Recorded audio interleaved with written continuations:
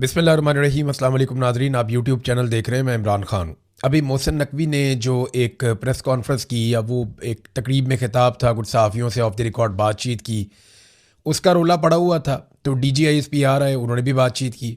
ज़रा पहले आप नुकात देख लीजिए। एक तो मैं आपको बताऊँ, उसकी वो साइड है जहाँ पर वो बताते हैं कि हमने इतने ऑपरेशन किए, इतने दहशतगर्द मार दिए, सिक्योरिटी फोर्सेस के इतने लोग शहीद हो गए। तो वो बहुत ज़्यादा तफसीलात में जाते हैं। मोटी बात यह है कि पाकिस्तान दहशतगर्दी से मुतासरा ममालिक की फ़हरिस्त में सफ़े अव्वल पर है। यानी दुनिया में कोई और ऐसा मुल्क इस खित्ते में तो ख़ास तौर पे नहीं है जो दहशतगर्दी में पाकिस्तान से ज़्यादा मुतासर हो। इस वक्त दहशतगर्दी की सूरत हाल ये है कि पाकिस्तान के हालात अफ़गानिस्तान, इराक़, शाम, यमन और इस तरह के दीगर जो ममालिक मुतासरा ममालिक हैं जहाँ पर बहुत ज़्यादा लड़ाई हो रही है, या आप सूडान भी समझ लीजिए, पाकिस्तान के हालात उन ममालिक से भी बदतर हैं दहशतगर्दी के मामलात में। तो पाकिस्तान बहुत आगे बढ़ गया, दहशतगर्दी के मामलात बहुत ज़्यादा फैल गए पाकिस्तान में, और पाकिस्तान की सिक्योरिटी फोर्सेस और पाकिस्तान की इंटेलिजेंस एजेंसीज़ का पूरा ऑपरेटस इसमें नाकाम हुआ है। कामयाबी होती तो आज हम दहशतगर्दी से मुतासरा ममालिक की फ़हरिस्त में सबसे आगे ना होते। एक तो उन्होंने इसके ऊपर बात की, तो इस पर वो बहुत डिटेल्स हैं, वो आप पढ़ सकते हैं जाके।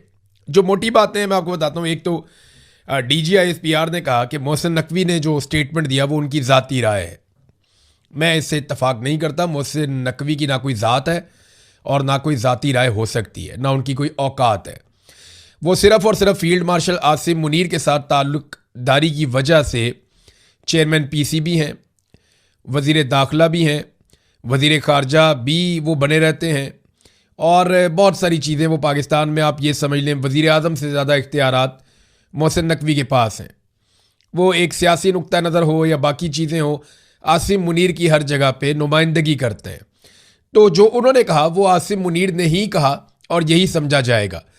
अगर मोहसिन नकवी अपने से 4 जुमले बोल देता तो नून लीग लित्तर मार मार तबाह कर देती। लेकिन नून लीग ये जानती है कि ज़बान किसी और की है, अल्फाज किसी और के हैं, लिहाजा नून लीग ने मोहसिन नकवी को जवाब देने की जुर्रत भी नहीं की। गवर्नेंस के मामले पे DGISPR ने कहा कि गवर्नेंस इंतहाई अहम और संजीदा मौजू है। गवर्नेंस जमूद का शिकार नहीं रह सकती। गवर्नेंस कैसे लानी है, कौन सी इस्लाहात करनी है, किस सिमत जाना है, ये फैसला सियासी जमातों और सियासतदानों ने करना है। फिर सियासतदानों और रहनुमाओं से दरख्वास्त करता हूँ कि कौम को शऊर दें, कौम को मज़ीद कन्फ्यूज़ करने की ज़रूरत नहीं है। तो एक तो DGISPR साहब, आप होते कौन हैं सियासतदानों को या रहनुमाओं को मशवरा देने वाले? आप एक सरकारी मुलाजिम हैं, आपको सियासी बात ही नहीं करनी चाहिए, आपको शऊर की बात ही नहीं करनी चाहिए। आप अपनी नौकरी करें चुप करके वहाँ पे सर फेंक के। आपका सिक्योरिटी का काम है, आप जाएं जाके अपना सिक्योरिटी का काम देखें। वहाँ पे लगातार दहशतगर्दी बढ़ रही है, बजाय इसके कि आप हमारे सवालों के जवाब दें, आप हमें मशवरे दे रहे हैं कि मुल्क कैसे चलाना है, कैसे नहीं चलाना। भाई वो नवाज शरीफ, शहबाज शरीफ, मरियम नवाज, बिलावल, आसिफ जरदारी, ये लोग खुद ही तय कर लेंगे इन्होंने मुल्क कैसे चलाना है। आप मेहरबानी करके सिर्फ अपना काम करें, आपका बनता नहीं है। आप कौन होते हैं कि आप मुदाखलत करें? और आपके मुताबिक शऊर की तारीफ क्या है कि जूते पॉलिश करेगा वो शऊर है? जो नौजवान शऊर की बात करता है, जो सवाल करता है, उसको उठा लिया जाता है, उसके घर की चादर और चारदीवारी का तकद्दुस पामाल कर दिया जाता है। कश्मीरियों के शऊर की तौहीन आपके सामने है, मारंग बलोच का शऊर आपके सामने है, इसी तरह ईमान मजारी का शऊर आपके सामने है। जितने सहाफ़ी जिन्होंने सवाल उठाने की जुर्रत की, उनके साथ क्या हुआ? जो सवाल नहीं उठा सकते वो अपने मुंह से रोज़ कहते हैं जनाब हम मजबूर हैं, पाकिस्तान में रहते हैं। तो आपके मुंह से तो शऊर वाली बात अच्छी नहीं लगती कि कौम को शऊर दिया जाए और मज़ीद कन्फ्यूज़ ना किया जाए। और सीधी सीधी बात है कि आप अपने हलफ की पासदारी करें। जब आपको ये निशानदेही की जाती है कि सर आप अपना हलफ क्यों तोड़ रहे हैं, तो आप कहते हैं ये बदतमीज़ी है, ये शऊर के ख़िलाफ़ है ये बात। यही तो वो शऊर है जो हर पाकिस्तानी को होना चाहिए। अब गवर्नेंस के मामले में वो कहते नहीं सियासतदानों ने करना है जो करना है। तो 900 फैसले करके बिल्ली हज को चली। यानी DGISPR कहते हैं कि मुल्क कैसे चलाना है, गवर्नेंस कैसे करनी है, ये फैसले सियासतदान करेंगे। तो 900 फैसले जो आपने किए हैं उनके बाद अब आप हज को चले जाएंगे। 900 चूहे खाकर बिल्ली हज को चली। तो 900 फैसले करके अब आप गैर सियासी होने जा रहे हैं, सारा मलबा सियासतदानों पर डालने जा रहे हैं। आज मियाँ नवाज शरीफ को खड़े होना चाहिए, PMLN को खड़े होना चाहिए। मैं सबसे पहले आपका साथ दूंगा। आप आसिम मुनीर को बोलें कि आप सियासी मुदाखलत बंद करें। आप उन्हें शटअप कॉल दें कि अपने चमचों खर्चों के मुंह बंद करवाओ और इन्हें बोलो कि अपनी औकात के अंदर रहें और आप अपनी डोमेन में वापस जाए। मियाँ साहब हम सारे आपका साथ देंगे। अगर आप ये कर दें तो आपसे उम्मीद तो बहुत कम है, लेकिन अगर आप ये कर दें तो मौलाना फजलुर रहमान साहब ने जो स्टेटमेंट दिया उसके ऊपर डीजी आईएसपीआर ने कोई ज़्यादा सख्त रद्द-ए-अमल नहीं दिया, लेकिन उन्होंने कहा ऐसी गुफ्तगू गैर इरादी तौर पर इंडियन बयानिया को तकवीयत देती है। गैर इरादी तौर पर, यानी वो ये कह रहे हैं कि फजलुर रहमान ने जो कहा वो गैर इरादी तौर पर कहा, वो ऐसा कहना नहीं चाहते थे। उन्हें मार्जिन दिया फजलुर रहमान को, लेकिन ऐसा कोई मार्जिन यही DGISPR कभी भी पाकिस्तान तहरीक इंसाफ को नहीं देंगे। उन्हें कहते हैं जी फितना है, डिजिटल दहशत गर्द हैं। उन्हें कहते हैं सिद्के दिल से माफ़ी मांगे नहीं तो हम नहीं छोड़ेंगे, बहुत मारेंगे, हम इनको निशाने इबरत बनाएंगे, हम ये करेंगे वो करेंगे। इन्होंने जो ज़मीन आसमान के कलाबे मिला के जुल्म भी बहुत किया, लेकिन फजलुर रहमान के मामले में गुंजाइश रखी। हालांकि पाकिस्तान तहरीक इंसाफ ने शोहदा के ऊपर कभी ऐसे अटैक नहीं किया, उनके बारे में कभी ऐसी बात नहीं की। फजलुर रहमान ने जो बात की वो डिबेटेबल है कि शोहदा की लाशें तो कारगिल में छोड़ के आ गए थे, पाकिस्तानी फौज छोड़ के आ गई थी। इंडिया ने पाकिस्तानी फौजियों को वहां अमानतन दफनाया था, और जो फौजी लाशें वापस भी आई थी वो इंडिया ने दी थी, और इंडिया ने रिक्वेस्ट करके दी थी कि भाई आओ और आगे अपनी लाशें ले जाओ। ये बात तो फजलुर रहमान की ठीक है, गलत नहीं है। तो लाशों की तौहीन तो हुई थी शोहदा की, और वो फजलुर रहमान ने नहीं की थी। लेकिन ये वाला ताना आपको PTI ने नहीं दिया, इमरान खान ने नहीं दिया, फजलुर रहमान ने दिया। लेकिन इमरान खान को तुन के रखेंगे, क्योंकि इमरान खान इनके जो बड़े बड़े मफादात हैं उनके खिलाफ खड़ा हो गया था। फजलुर रहमान जो है वो क्योंकि पता है कि अपना ही आदमी है, अभी जो बोला कोई बात नहीं, फिर इसके साथ बातचीत बन जाएगी। हार्ट स्टेट के बारे में एक बात की DGISPR ने। हार्ट स्टेट के बारे में DGISPR का स्टेटमेंट बड़ा इंटरेस्टिंग है। DGISPR हार्ट स्टेट के बारे में कहते हैं कि हार्ट स्टेट में कानून सबके लिए बराबर होता है।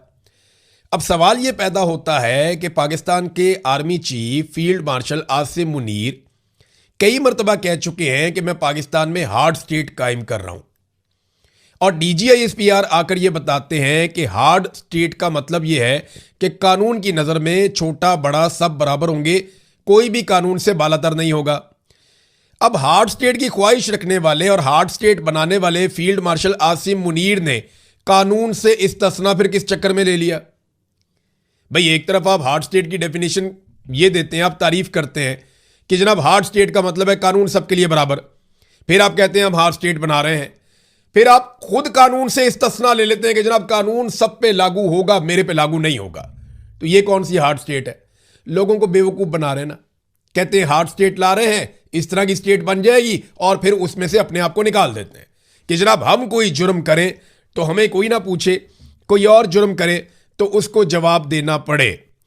अब इसमें नाज़रीन बलूचिस्तान के हवाले से DGISPR ने कुछ बातें की हैं।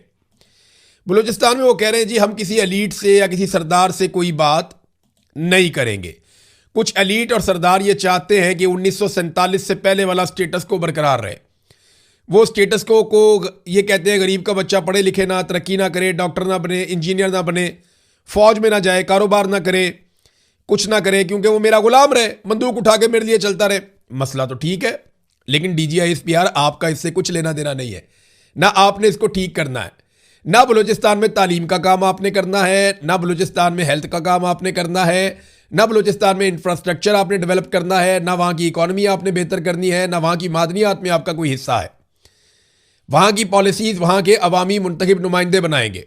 आप लाके कठपुतलियाँ बिठा देते हैं, तो वो कठपुतलियाँ यही कर रही हैं, कभी आप सरदारों के साथ मिल जाते हैं, कभी आप लाके अपनी कठपुतलियाँ बिठा देते हैं। डॉक्टर की आपने बात की तो मारंग बलोच पढ़ी लिखी है ना, वो तो सरदार नहीं है, वो तो एलीट नहीं है, उसका तो बाप कत्ल करके फेंक दिया था, मसक शुदा लाश आ गई थी उसके बाप की, तो वो तो इंसानी हकूक की बात करती है, उसको जेल में क्यों डाला हुआ है? इसका कोई जवाब है आपके पास? वो जो बाकी लोग हैं जेलों के अंदर, जो पढ़े लिखे लोग हैं, प्रोफेसर हैं, जिन्हें जबरी तौर पर लापता किया है, उन लोगों का क्या कसूर है? सहाफ़ियों को वहां जबरी तौर पे लापता कर दिया जाता है, जो आदमी बोले, सवाल उठाए, निशानदेही करे, उसे वहां पे गायब कर दिया जाता है। सरदारों का सिर्फ बहाना है। वो कहते हैं जी सरदार चाह रहे हैं कि हमें स्मगलिंग की इजाज़त दी जाए, हम तेल स्मगल करें, हमें परमिट जारी किए जाएं, हम जो है यहाँ पे मनशियात स्मगल करें, हमें परमिट जारी किए जाएं। भाई मनशियात कोई और स्मगलिंग जो है उसके परमिट होते हैं, यानी यहाँ स्मगलिंग के भी परमिट जारी किए जाते हैं? हमें तो पहली दफ़ा सुना DG साहब आपसे। और दूसरी बात यह है कि जितना बॉर्डर है बलूचिस्तान का और अफगानिस्तान का, या खैबर पख्तूनख्वा का और अफगानिस्तान का, वहाँ पे तो सारी की सारी FC बैठी हुई है, फौज बैठी हुई है। तो जहां जहां पे एफसी और फौज बैठी हुई है उन इलाकों में मैंने खुद आपको तस्वीरें और वीडियोस दिखाई हैं, मैं वहां पे खुद गया हूं, वहां पूरे बॉर्डर के साथ साथ साथ साथ साथ साथ सारी मंशियात उगी हुई है, सारा मंशियात का कारोबार वहां पे हो रहा है। यानी वो इतना करीब हो रहा है कि ऊपर ये सामने मोर्चे में फौज बैठी हुई है, एफसी बैठी हुई है, ये नीचे सारी मंशियात लगी हुई है और दिन रात लोग उसके ऊपर काम कर रहे हैं। आपकी पिस्तौल की रेंज के अंदर, मैं गन की रेंज भी नहीं कह रहा, छोटे हैंड गन पिस्टल की रेंज के अंदर लोग काम कर रहे हैं, ये वाला सारा, और मंशियात का कारोबार कर रहे हैं। आपकी नाक के नीचे ये काम हो रहा है तो आपकी इजाजत से हो रहा है ना जनाब, आप खुद ये काम करवा रहे हैं। और वो लोग जो जराइम पेश है वो तो सारे लश्कर बना के साथ मिले हुए हैं। तो ये इस तरह नहीं आप कर सकते कि जनाब सरदारों पे डाल दें, कभी इस पे डाल दें, कभी उस पे डाल दें। मेरे ख्याल में अपने गिरेबान में झांकना पड़ेगा। देखें ना कितने आराम से DGISPR ने एक स्टेटमेंट दिया कि बलूचिस्तान के जो हालात हैं उस पर मिसगाइड किया जाता है। DGISPR कहते हैं जी बलूचिस्तान में जानबूझकर बदअमनी का तासुर फैलाने की कोशिश की जा रही है। नहीं, तासुर है ये, दहशतगर्दी का तासुर फैलाने की कोशिश की जा रही है। दहशतगर्दी इतनी नहीं है, हालात इतने खराब नहीं है जितना तासुर फैलाया जा रहा है। भैया आप आलमी डाटा उठा लेना, हमारे स्टेटमेंट आप छोड़ दें, बलूचिस्तान के लोगों के स्टेटमेंट आप छोड़ दें, वहां के सरदारों के स्टेटमेंट आप छोड़ दें, आप इंटरनेशनल मीडिया को भी छोड़ दें, आप सिर्फ जो डाटा है उसके ऊपर बात कर लें कि क्या इससे ज्यादा दहशतगर्दी कहीं और हो रही है। वो पूरी ट्रेन पे कब्जा कर लेते हैं, पूरे पूरे शहर को खाली करवा लेते हैं, जब दिल करता है पुलिस की गाड़ियां छीन लेते हैं, जब दिल करता है बैंक खोलते हैं, वहां से पैसा लेकर चले जाते हैं, जब दिल करता है जिस सड़क के ऊपर चाहते हैं वहां पे गाड़ियां रोक के उन्हें आग लगा देते हैं, जब दिल करता है लोगों को अगवा कर लेते हैं, पुलिस वालों को भी अगवा करके ले जाते हैं, लेवीज वालों को भी अगवा करके ले जाते हैं और उन्हें कत्ल करके फेंक देते हैं, और सिक्योरिटी पहुंचती भी नहीं उनकी हिफाजत के लिए। तो अगर इन सारी चीजों को प्लस और माइनस करें तो ये तासुर फैलाने की कोशिश नहीं की जा रही, ये आईना दिखाया जा रहा है कि दहशतगर्दी हो रही है, इसको रोको। इसी तरह 1971 में जब पाकिस्तान टूट रहा था, उस दौर में जो लोग निशानदेही करते थे ना, उनके बारे में उस दौर के भी DGISPR या इस तरह के लोग जो हैं वो ये स्टेटमेंट दिया करते थे।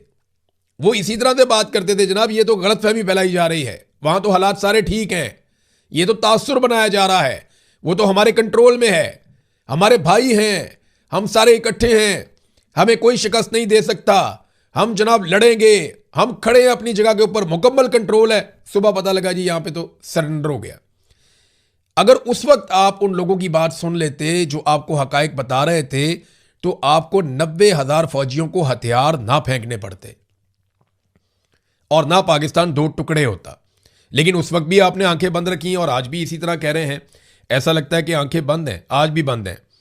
फिर एक और चीज़ कही DGISPR ने, यह भी बड़ी इंपॉर्टेंट है। उन्होंने रियासत से वफादारी का एक तकाजा किया कि जनाब रियासत से वफादार होना चाहिए, और इसके लिए उन्होंने एक आर्टिकल का हवाला भी दिया। आर्टिकल 5 के बारे में कहा कि जी बड़ा क्लियरली वो बताता है कि आपको रियासत के साथ वफादार रहना है। अब रियासत से वफादारी होती क्या है, इसकी कोई डेफिनेशन है, कोई तारीफ आप बताएंगे? रियासत से वफादारी का फर्ज है क्या? लोग अपना टैक्स जमा करवाएं, लोग टैक्स देते हैं, टैक्स चोरी हो जाता है। वफादारी का तकाजा यह है कि आप वोट डालें, लोग वोट डाल के आते हैं, वोट चोरी हो जाता है, हुकूमत ही किसी और की बना देते हैं। लोग जनाब जुल्म के खिलाफ बात करते हैं। एक अच्छा जो रियासती शहरी है, जो वफादार है अपनी रियासत का, वो जुल्म के खिलाफ बोलेगा, उसे गोली मार देते हैं।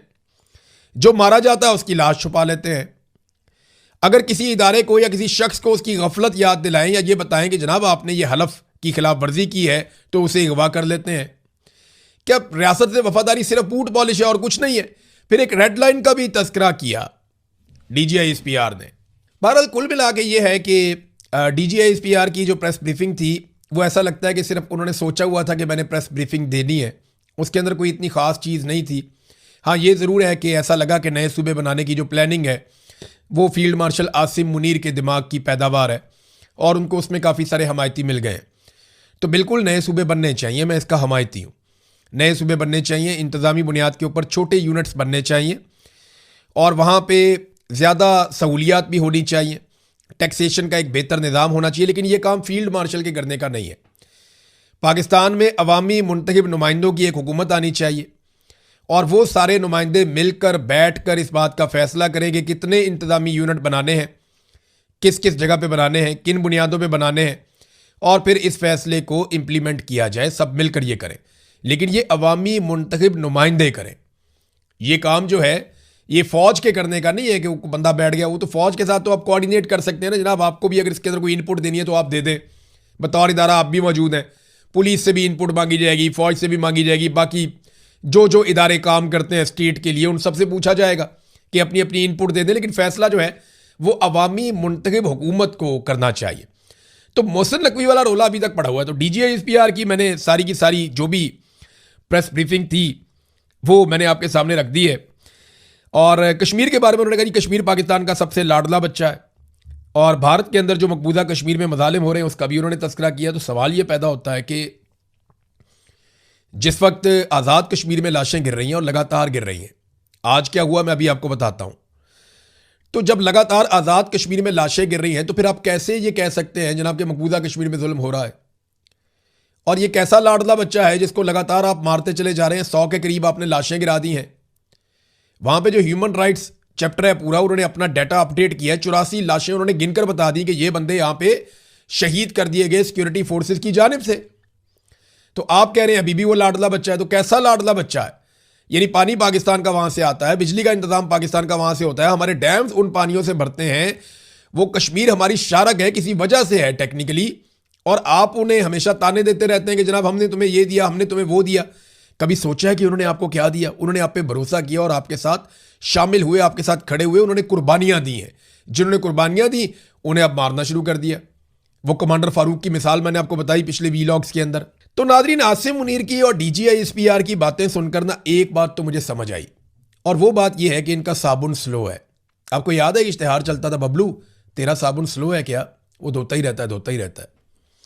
तो इनका ना साबुन स्लो है, आसिम मुनीर साहब का और उनकी टीम का साबुन बहुत स्लो है। यही बातें हम आपको 4 साल पहले बता रहे थे कि ये सिस्टम कोलैप्स कर जाएगा। हम आपको बता रहे थे ये निज़ाम चल ही नहीं सकता। इतनी नफरत के साथ एक दुकान नहीं चल सकती जितनी नफरत से आपने मुल्क चलाने की कोशिश की है। आपको पहले दिन बताया था, आज भी बता रहे हैं। मैं 2.5 से 3 माह पहले ये बात कह चुका था और मैंने आपसे कहा था कि पल्ले बांध ले के आसिम मुनीर और उनकी पूरी टीम नाकाम हो चुकी है और अब वो ढूंढ रहे हैं कि मलबा किस पे डालना है। तो ये मलबा डाल के भागने की कोशिश करेंगे। मियां साहब को मेरी गुजारिश है, खड़े हो जाए इनके खिलाफ। इन्होंने आपको ब्लैकमेल किया, आपको दीवार के साथ लगाया, आपको केसेस से और इमरान खान से डराया। आपको खड़े होना चाहिए इनके खिलाफ। आपको बोलना चाहिए कि तुम लोगों ने ज्यादती की है, सारे फैसले तुम कर रहे थे, हमारे खाते ना डालो ये सारी नाकामी। मियां साहब को खड़े होना चाहिए, जरा खड़े हो जाए। कौम उनका साथ देगी क्योंकि कौम को बहुत सारी चीजें समझ आ गई हैं और वो मियां साहब को लगेगा कि पहली मर्तबा लोग उनका खुलकर साथ दे रहे हैं जब वो हक के साथ खड़े हों, अगर वो होते हैं तो, वरना नहीं। कम से कम ऐसे खड़े हो जैसे इमरान खान खड़ा है। अभी आप ये देखें ना कि इमरान खान ने जो आखिरी डील उन्हें ऑफर की गई कुछ अर्सा पहले, वो भी मुस्तरद कर दी। इमरान खान साहब से कहा क्या गया? इमरान खान साहब को यह मुतालबा है कि जनाब आप यहां से अस्पताल जाएं, अस्पताल से बनीगाला जाएं, आप खामोश रहें और कुछ ज़्यादा शोर ना मचाएं, हमारे साथ ताउन करें और इंतज़ार करें। अगले इंतखाबात में आपने क्या करना है, कैसे करना है, वो आपको हम बताएंगे। यानी अच्छे बच्चों की तरह हमारे साथ चलें। तो इमरान खान ने डील एक मरतबा फिर मुस्तरद कर दी है और उसके बाद से अब ये बताया जा रहा है कि लगातार इमरान खान साहब की सेहत, ये दावा किया जा रहा है कि गिर रही है। ये 4-5 अलग अलग जर्नलिस्ट कह चुके हैं, मेरे पास डायरेक्ट खबर कोई नहीं है, लेकिन 4-5 अलग अलग जर्नलिस्ट वसूख के साथ ये बात कर चुके हैं कि इमरान खान साहब की सेहत लगातार उनके मुताबिक गिर रही है और उनके ब्लड प्रेशर के इश्यूज हैं। इमरान खान के ब्लड प्रेशर बिल्कुल ठीक था। अगर तो ये है और लोग ये कह रहे हैं तो इसका मतलब है इमरान खान को कुछ ऐसा खिलाया जा रहा है या कुछ ना कुछ उनके साथ ऐसा किया जा रहा है कि उनकी जान खतरे में। तो PTI को और इमरान खान साहब की फैमिली को जितना जोर लगाना है वो जल्दी लगाएं, जितनी कोशिश करनी है वो जल्दी करें। नादरीन, 75 अरब डॉलर्स लेकर आने थे आसिम मुनीर ने, और आसिम मुनीर के करीबी साथी मोहसिन नकवी ने बताया कि जितने अरसे में आसिम मुनीर ने 75 अरब डॉलर लेकर आने थे, उतने अरसे में 100 अरब डॉलर पाकिस्तान से बाहर चले गए। ये है इनका टोटल किया कराया जो पाकिस्तान के साथ इन्होंने किया। मुजफ्फराबाद में भी नादरीन लोग बाहर निकल आए क्योंकि अब वहाँ इलेक्शन का मरहला है। लोग निकल आए, लोगों ने बाजार बंद कर दिए, सड़कें बंद कर दी, वहाँ पे फायरिंग शुरू कर दी सिक्योरिटी फोर्सेस ने, और उन्होंने कहा जी हम रावला कोट वाले भाइयों को अकेला नहीं छोड़ेंगे, हम उनके साथ हैं। शदीद फायरिंग और शेलिंग की जा रही थी, मसाजिद में ऐलान किए जा रहे थे। ऐलान है, मैं आपको वो सुना देता हूँ, आप ये देख लें। लाहौर में जो लोग निकले कश्मीरियों के हुकूक के लिए, उन लोगों को गिरफ्तार कर लिया गया, ख़वातीन को भी गिरफ्तार कर लिया गया और अपने मुंह से ये कहते हैं कि जनाब मैं कश्मीर की बेटी हूँ, वो कहता है मैं कश्मीर का बेटा हूँ। तो जो कश्मीर के अंदर उनको गोलियां मार रहे हैं शरपसंद करार दे के, दहशतगर्द करार दे के, जो असल कश्मीरी है वो दहशतगर्द बना दिए। एक यहाँ पंजाब से जाती है मैं कश्मीर की बेटी हूँ, एक वो सिंध से आता है कहता है जी मैं कश्मीर का बेटा हूँ, और जो असल में कश्मीरी है वो सारे दहशतगर्द हैं। ये सुने आप मस्जिद में क्या ऐलान हो रहा है। आप सब आवाम से गुजारिश की जाती है कि एक्शन कमेटी के साथ इजहार यकजहती करते हुए तमाम खवातीन, बच्चों, बुजुर्गों से गुजारिश है कि सड़कों पर निकले इस वक्त मुजफ्फराबाद, कैला, ब्लैक में शदीद फायरिंग और शेलिंग की जा रही है। इमाम गुलशन कॉलोनी, भेड़िया रोना, माकड़ी ईदगाह से गुजारिश की जाती है कि तमाम लोग मरकजी ईदगाह के पास जमा हों। यहाँ से सड़क बंद की जा रही है। इस वक्त मुजफ्फराबाद में छात्रों की इतला है, कई लोग जख्मी हो चुके हैं। तमाम लोगों से गुजारिश है कि गैरत का मुजाहरा करते हुए अपने वतन के लिए, शौकत नवाज मीर की रिहाई के लिए, इस अवाम के हकूक के लिए बाहर निकले। अगर आज आप न निकले तो आपको कल शेर शराफती न हो। तमाम लोगों से गुजारिश है कि वो ईदगाह के पास जमा हो। शुक्रिया। ये मसाजिद में ऐलान हो रहे हैं आज़ाद कश्मीर में, और पीछे फायरिंग की और शेलिंग की आवाज़ें आ रही हैं। और कितना पाकिस्तान के साथ आपने मजाक करना है। अब तक के लिए इतना ही। अपना ख्याल रखिएगा, अपने चैनल का भी। अल्लाह हाफ़िज़।